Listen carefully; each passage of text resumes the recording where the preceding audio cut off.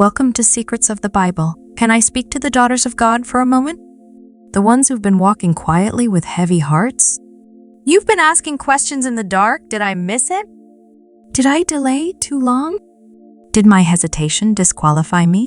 You see other women walking boldly in their assignment, and while you're clapping for them on the outside, on the inside, there's a voice whispering, "What if I was supposed to be there by now?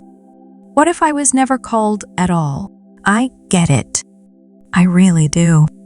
Because when you're chosen but you don't feel chosen, it's a whole different kind of battle. You carry the weight of something holy, but everything around you feels ordinary. You've been showing up for everyone else, cheering for them, pouring out, staying faithful.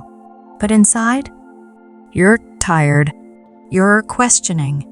You're starting to believe maybe you got it wrong. But hear me, you didn't miss it. You didn't ruin it. And God hasn't changed his mind about you.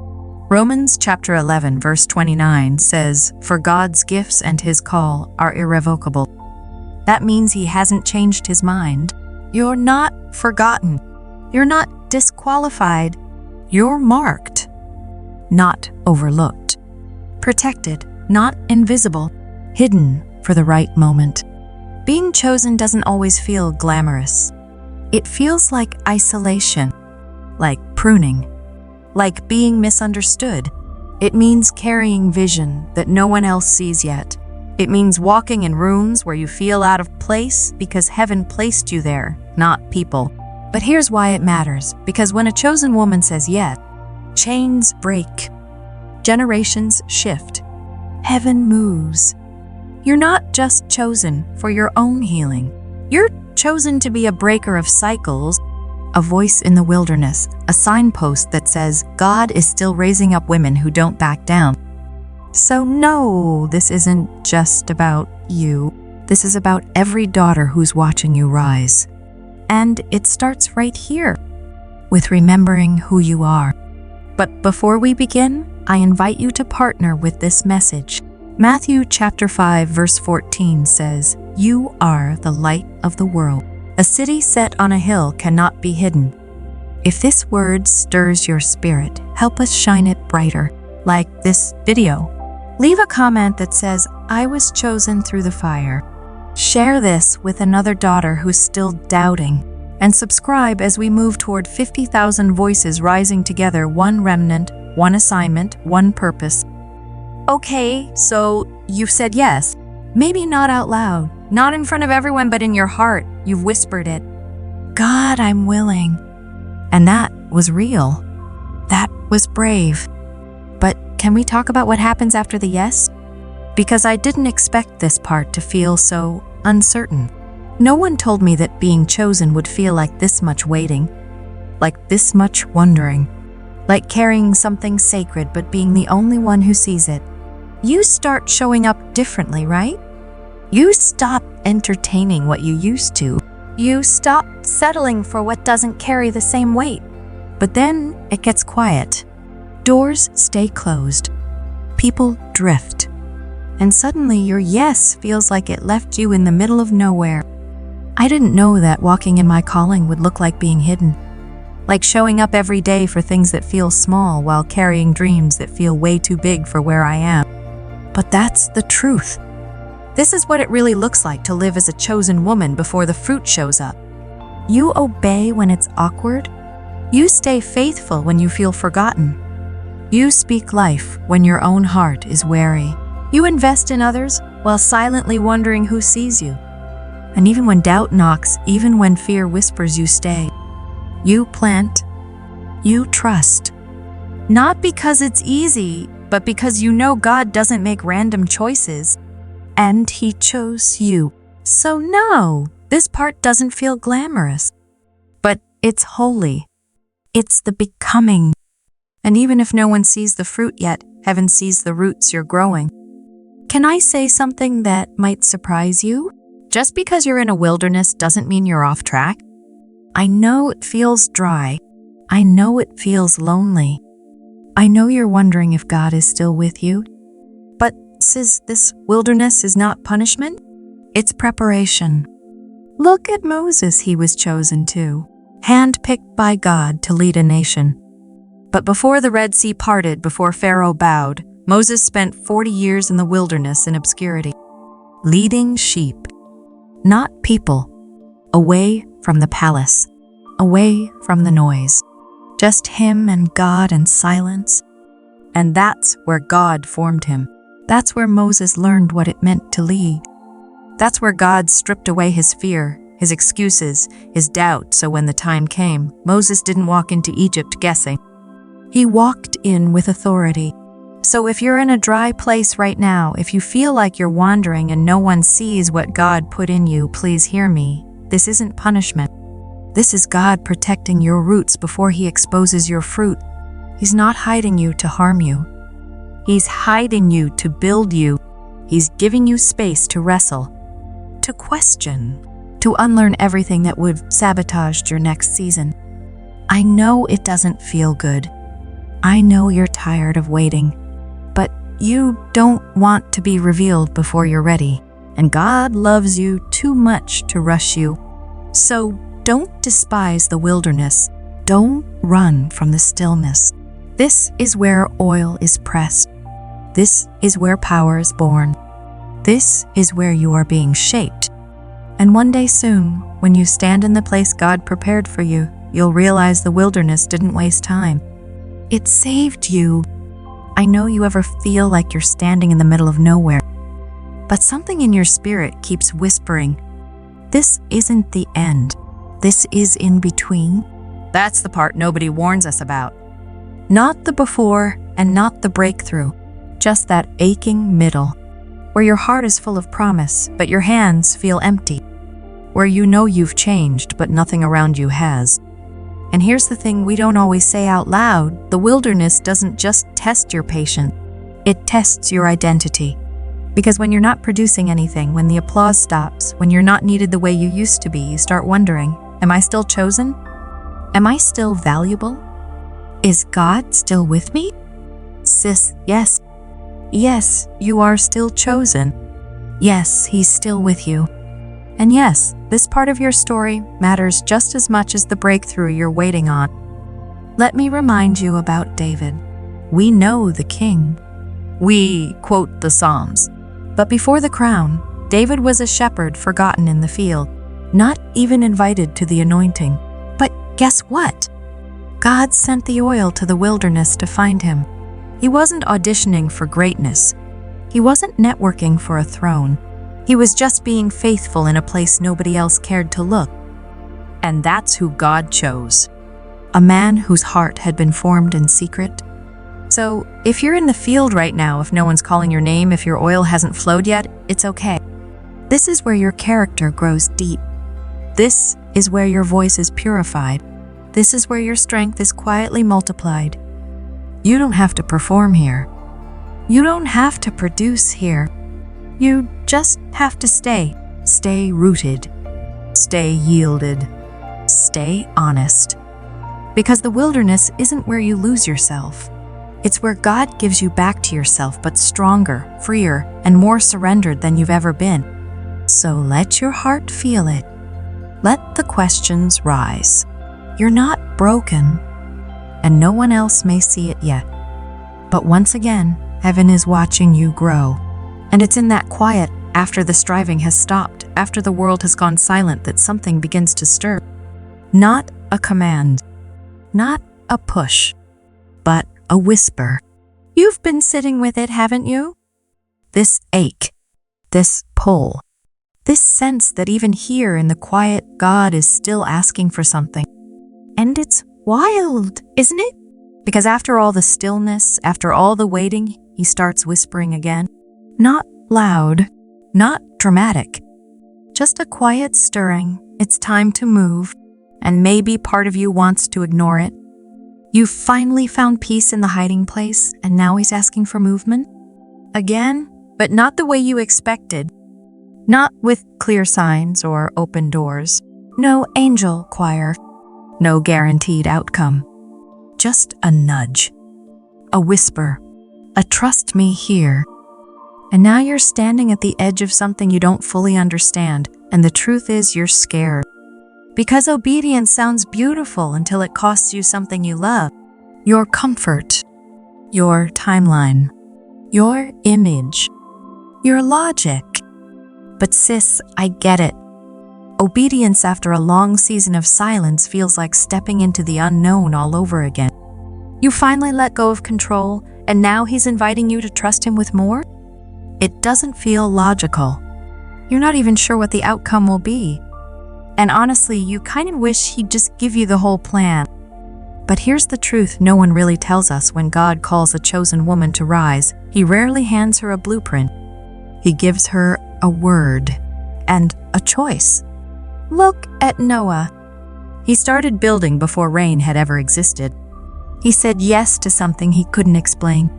He obeyed without evidence. Look at Abraham packing up his entire life, not because he had a map, but because he had a word. God said, "Go to the land I will show you." Not, "Here's where you'll live, how you'll thrive, or when it'll make sense." Just go. And he did. He walked with nothing but trust, a trust that said, if God said move, I'll move. Even if I don't know where I'm going. Or look at Peter stepping out of the boat with a storm still raging all around him. The water wasn't calm. The winds weren't still. But Jesus said, "Come." And Peter had a choice, stay safe and stuck with everyone else or take one shaky step toward the one who called him. He didn't walk because the waves disappeared. He walked through them because he trusted the voice that spoke above the storm. And Mary, a woman visited by an angel, given an assignment that would change history, but also cost her reputation. She said yes, knowing people would whisper. Knowing Joseph might walk away. Knowing she'd carry something no one would understand. But her answer was still, "Let it be unto me." Not because it was easy, but because she trusted the one who had called her worthy of carrying something holy. That's what this part feels like. You're not walking with certainty. You're walking with conviction. You don't feel ready, but something in you knows it's time. The instructions may not make sense to others. People might question you. You might question yourself. But clarity doesn't come before obedience. Clarity comes through obedience. So, no, this isn't the obedience that comes from pressure. This is the obedience that flows from relationship. You trust him now. Not because you see everything, but because you know his voice in the dark. Because your obedience is building something bigger than you. It's breaking cycles you didn't even know you were sent to end. It's unlocking doors for women you'll never even meet. You won't always get confirmation right away. But if peace follows your obedience, you're exactly where you need to be. You're still tender. You're still healing. But you're also listening. And that whisper you hear? That's your next step. Not because it's big, but because it's God's word. This is no longer about being seen. This is about being established. God is not building a moment for you. He's building a woman of substance. You're not being overlooked. You're being anchored, rooted in truth, grounded in character, trained in the dark, so when the light comes, it doesn't burn you. You are not becoming someone new. You're becoming who you were always meant to be without the noise, without the masks, without the pressure. This hidden season is holy. It's where your voice gets deeper, your discernment sharper, your posture stronger. This is where oil is formed. Not the kind that impresses crowds, the kind that breaks chains. And when God brings you forward, it won't be for applause. It'll be because what you carry has weight. You didn't skip the process. You didn't chase influence. You let him shape you, and now you can hold what he's about to release. You're not just a chosen woman. You're a ready one. And let me tell you what's great. For so long, you thought it was just you. You thought no one else understood what you were carrying. You thought you were the only one God was stretching, refining, hiding. But you're not. There are other women out here quietly becoming just like you. Women who've said yes without a stage. Women who've stayed faithful in fields no one saw. Women who've cried in secret, wrestled in silence, and still kept showing up. You may not see them in your feed. You may not hear their names. But they're out here warriors in disguise. Daughters of fire. Mothers of nations. Hidden ones, rising slow but rising sure. And we see you. We are you. You don't have to do this alone anymore. You don't have to carry it all in silence. You don't have to be strong every moment. There is a sisterhood forming right here, right now, of women who know what it costs to be called, of women who've been tested, stretched, refined, and are still choosing to walk forward with grace. You belong here. Not because you have it all figured out, but because your heart is set on Him. So when it gets heavy again, when the silence stretches longer than you hoped, remember this. You are not alone in this. There's a remnant rising, and you're a part of it. Something has shifted in you. It's quiet, but it's real. Not loud, not dramatic, but steady like a woman who knows who she is now. You're not begging for clarity anymore. You're not asking if you're qualified. You're not stuck at the edge of your calling, waiting for someone to invite you in. You're already in motion. It doesn't look flashy. You're not announcing it to the world. But your yes has weight now, because it's no longer wrapped in fear. This is not the same kind of waiting you used to live in. This isn't hesitation. This is readiness. This is the kind of stillness that comes from knowing you've been prepared. You're not who you were when this started. The questions are still there sometimes, sure, but they don't paralyze you anymore. Because now you move with awareness, not just of who you are, but who you belong to. God has built something in you the world didn't see, but now it's time to carry it forward. Not waiting for the perfect moment, not needing someone to validate it. You're already walking, step by step, room by room, assignment by assignment. You're showing up not to prove anything, but because you finally know you have something to release. No more shrinking, no more apologizing for the weight you carry. You're not asking for space, you're taking your place. Because the waiting season was never meant to last forever. It taught you how to hear Him, how to move with Him. And now you're doing exactly that. You are no longer in holding. You are in motion. You might not feel different. You're still you, still folding laundry, still showing up to work, still praying between errands and pouring into people who don't always pour back. But something about you has changed. You walk the same anymore. Not because you got louder, but because your spirit settled into truth. That's authority. It's not in your volume. It's in your clarity. It's not in a spotlight. It's in your alignment. Authority isn't something you chase.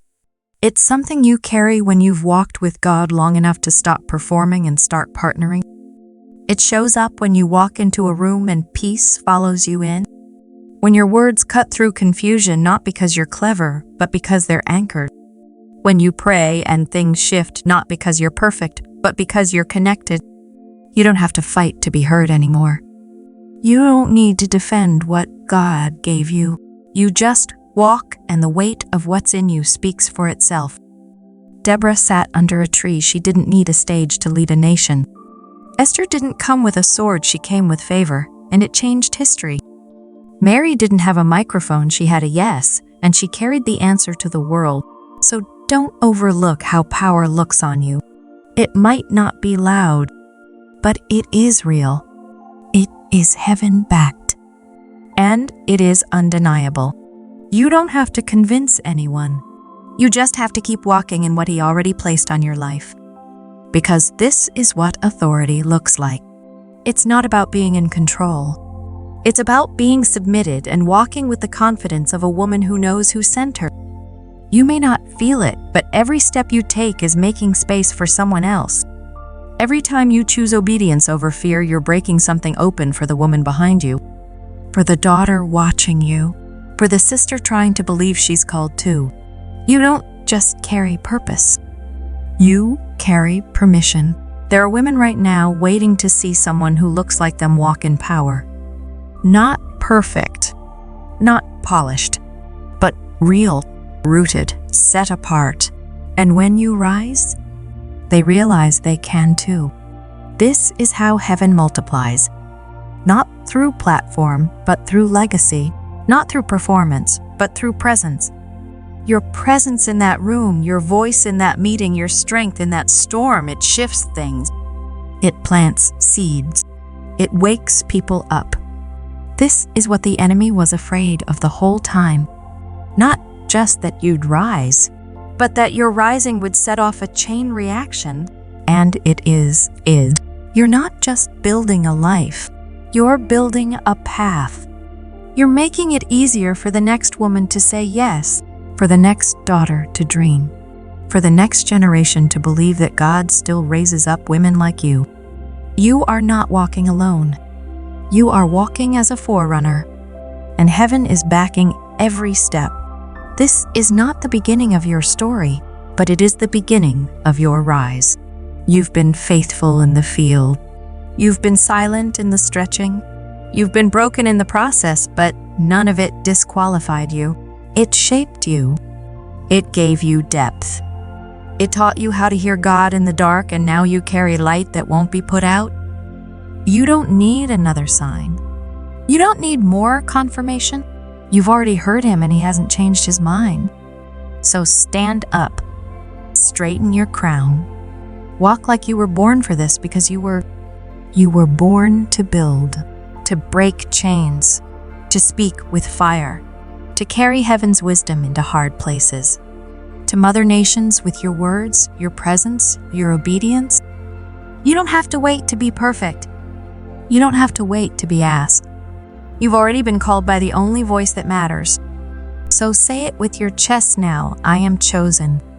I am trusted. I am ready. Let every room I walk into know I was born for this. If this message spoke to you, let us know in the comments and like this video to help spread the word. Your participation doesn't just support the message, it strengthens a movement, a community of chosen souls united in purpose, anchored in truth, and shining light in a dark world.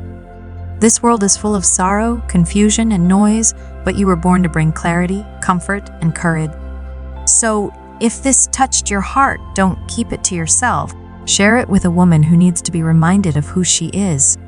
Thank you for watching until the end. Your journey is not an accident, it's sacred. And your light? It's needed now more than ever.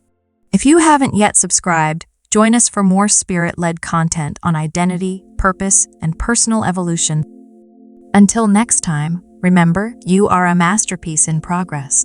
Whole, yet always growing. Complete, yet still evolving. Tested, but never defeated. Chosen. And deeply, deeply favored.